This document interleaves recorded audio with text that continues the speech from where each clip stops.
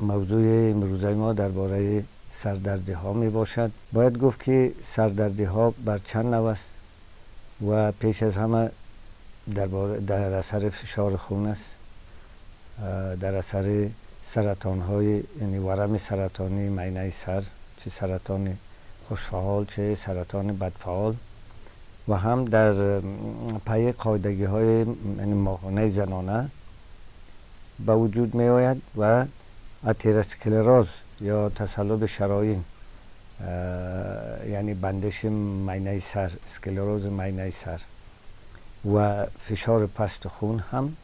سردردی های ناراحت کننده به میان می آید. گیاهانی که فشار خون را پست می کنند و هم اعصاب را آرام می سازند عبارتند از گیاه نیازبو، برگ قات یا میوه قات، هر دوشم یعنی چیز است داروگی می باشند، و گیاه خارگلک به نام پوستیرنیک در داروخانه به فروش می رسد. همچنان مقداری از ریشه سنبولاتیب که به نام والریان، کورن والریان در داروخانه به طور فراوان پیدا می شوند. پیش از اینکه دارو، یعنی میخواید دارو تیار کنید، شما بگیرید یک مقدار از، یعنی 2 قاشق بگیرید، 2 قاشق از میوه خوچ، 2 قاشق هم از میوه دولانه سرخ، این را در نیم لیتر آب جوش مدتی بجوشانید و از گیاهانی که پیشتر ما نام بردیم می توانید یعنی 1 قاشق از هر کدام این گیاه ها، یا می توانید در 2-3 نمود این گیاه ها رو بگیرید، ترکیب سازید و همراه با بعد از اینکه جوشانده یا که دولانه سرخ و خوچ مدت 10-15 دقیقه جوشاندید، میتونید از روی آتش، بالای آتش بگیرید و ترکیبی که پیشتر گفتیم مقدار از این ترکیب بردارید، میتونید 3-4 قاشق بردارید، در همین جوشانده علاوه کنید و هم مدت 1 ساعت نگه دارید تا دم بکشد.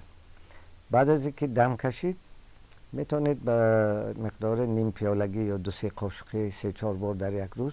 استعمال کنید و خواهید دید که فشار خون یعنی پست شده است و اعصابم آرام شده است. ولی در این ترکیب اگر شما بتوانید میوه تتم دسترس کنید، اگر 1 قاشق علاوه کنید، بازم یعنی تاثیرش بیشتر خواهد بود، چون میوه تتم خاصیت پایان پست کردن فشار خون دارد. نوع دیگر سردردی در اثر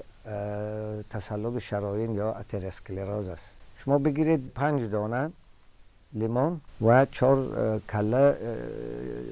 سیرپیاز که در بین مردم بسیارتر چسناک مشهور است، یا از ماشین گوشت کوبک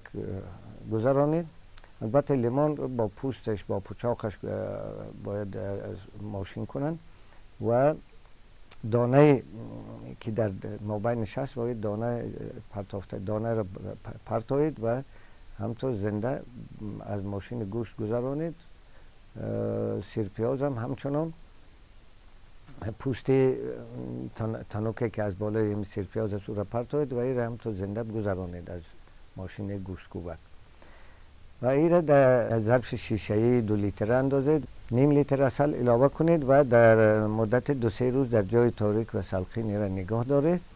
و بعد از اینکه یعنی بعد از گذشت 3 روز میتونید با قاشق